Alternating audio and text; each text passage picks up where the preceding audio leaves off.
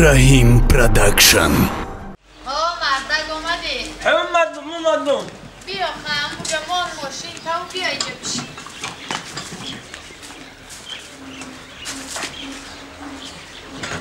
بیا مردم داماد آره دعوای جوانی نگاه کن فیلم تا دیدی؟ دیگه او خاطر جوانی نه که حالا با خوات ما مردم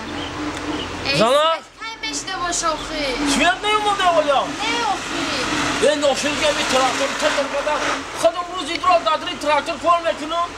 باید همی کار باری ارو با گوش ماینم دا میزنم همی آز تراکتور نمیفورم ای خبر نمون با پشت خانه یا ماشین بگذره ای زنک سویت خالی هم نیومده نه آخی نه چای یه نه خودتا هیچی نه خود دا اصل 21 سویت مرا یا اخساری چند مرد ساعت 8 برده گه یا 8 سحر 8 ساعت مرد من ساعت 6 شد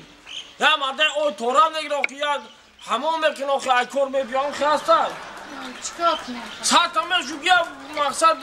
زب خینی تو دور شوه نه که اوی علاو دا میکنی بوی علاو میکنه یا بورا تنه چه کاری بچه؟ شینه چه کسی آتا جو؟ چاکرم بچه من کار بار زندگی دورده عربه ورده زندگی کار بار چه کسی آتا؟ چی بچه مخم نشتم سویت نگاه کرده نفهمیدم چی گفتی؟ نه چیزی گفتی من راست گفت اهمیت ندادم تا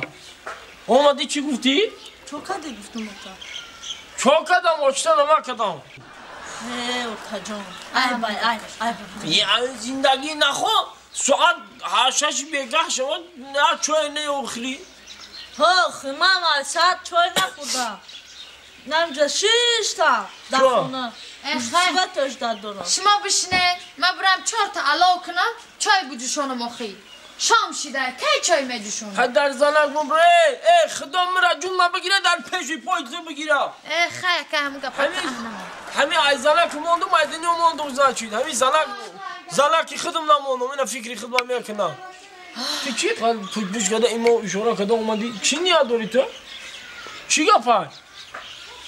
دادی دیل تمام دا بگم تا که یه هر جا بیام تو چی قد پوچ کدیسی؟ ها خیلی یادو چم عقل کدرها چی آجا تو چی دیدی زنی من کشید با عقل میشه میگن همسه رنگ میگره زنک اشاوها خیلی تا بانی موتا سکرید نیست فهمیدی ما در اصل اوتا و دخترم یکم رنگی جورایه ها بانی پدر و فرزن باید سکرید نباشه او چند بار گفتم اهمیت ندو اهمیت ندو؟ نه با گفتیم که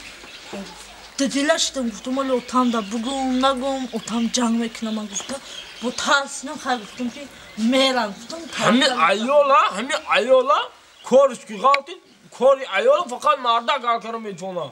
زنک کی جون داره زنک موی سرش دراز عقلش کالتا ها تاجان راست بگو اوتاجان انا گوش کن ها خیلی ما هنسیم فهم همش مرا شو کردن فهمیدی همسیفات همه شوکا یکم تمام نه 27 ساله شده من خیلی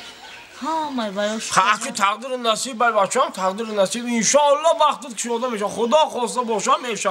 خیلی تقدیر نصیب بر بچه هم خیلی مو چند برمی درمی برا و چه من گفتم خیلی بار چند بار نمیاکش موندم چند بار تو بچه هم دلت شو میکشه میفوره شو کنی 27 دارم و هنسیم فای ما هم شو کده 2 گودکی 3 گودکی دارم اگه بچه هم تقدیر نصیب باید دیگه یک روش هست روش کدام؟ هست فقط با یک شرط چی شرط؟ شرط همه که میری دلی آچتا میوی تماری بخش میگیری آچت تماری بخش داره بچه هم تماری بخش داره؟ همی آچت تماری بخش داره همی دلی آچتا بیو تماری بخش که داد یه روز دا پی پاد کنده شو میکنی میری دلی آچتا بیو چند تماری بخش داره؟ آچت تماری بخش داره بچه هم اگر آچت تماری بخش نمیداشت ما او که به عقل نبودم که آچی تیا گیرم چی؟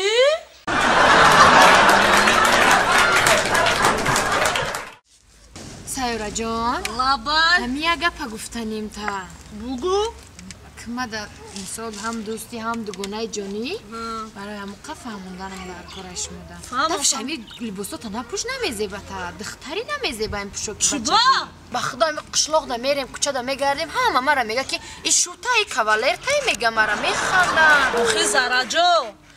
اگر من همین لباسی هم خیلی را نپوشم کو خود من ناراحت دیست میکنم چی خیلی که شما همی را میپوشید کو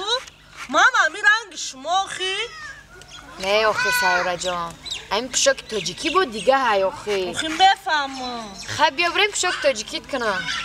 خارت که نه کارم نکده چی با؟ خب شهر دا میدونم میپوشن و قشلاق دا این جای خیلی لباسا نیست های آخی خب فهمیدم میدونم گپ تا گپ زن چی گفته سبدی؟ سایورا جان یه بچه کتی گرم میزنم آخری داره بعد یعنی که 3 روز پس بعد خیلی نرفتم نمیدونم چی خیلی گرم میزنم با ما رفتم چی گرم زنم چی خیلی چی گپ زنی؟ خیلی با شما شهر ده دخترکای چه چی خیلی عشق و عشق را دیده اومدگی یعنی چینیم چی نمیدونین ما خیلی نگشتیم دخترکای قشلاق من قیاگم چی سویدم ته ما رفتم یا گلا یاگم چی پدرکا بیاره با ما چی میگم آخه خیلی زارا جان اگر گل تونوار میدونی چی میگیش؟ میگوی که اصل جان شما خطان گله چی در کار گل؟ خیلی میگن اوه زارا جان خب بیا بریم اگه نه آشتیپات تیار شده ابی تا کنیم بعد بودال شده بیا بریم که من گشنم ای خوشه مراد چی کاری کردگین؟ عاشقی خیلی دل دختره یافتی اینا ملاقاتگاه سویدنیا فیرود کردی در گردت زدی سویدنیا اینا دختری اومد پل در کیسه نیست نداری پل گل بردن در کنیم چی بردن در کار دختره انا پل نداری گل 30-40 میشیده ای به ای دست خولی رفتن خونه را تگ بالا کردم این یه پرتفلی افتم یه دختر چون میگه دادی کشو دادی چکار کنم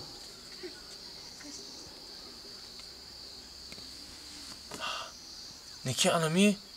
وریانتی خوب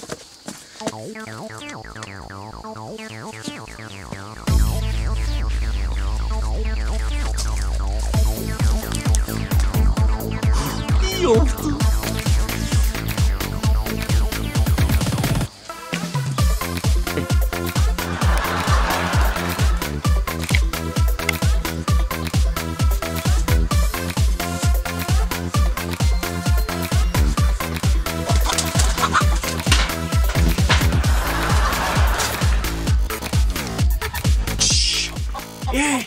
مرغ جون چی موسوس تنها پرون ما ترى تعمل هدارنا هدارينك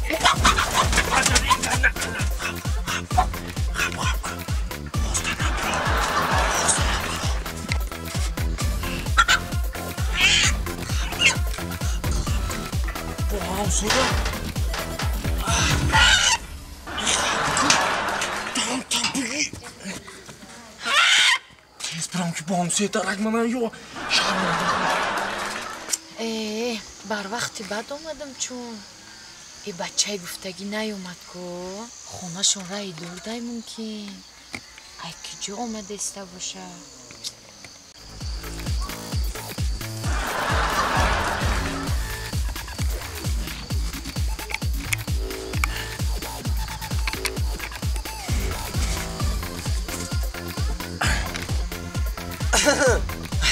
السلام علیکم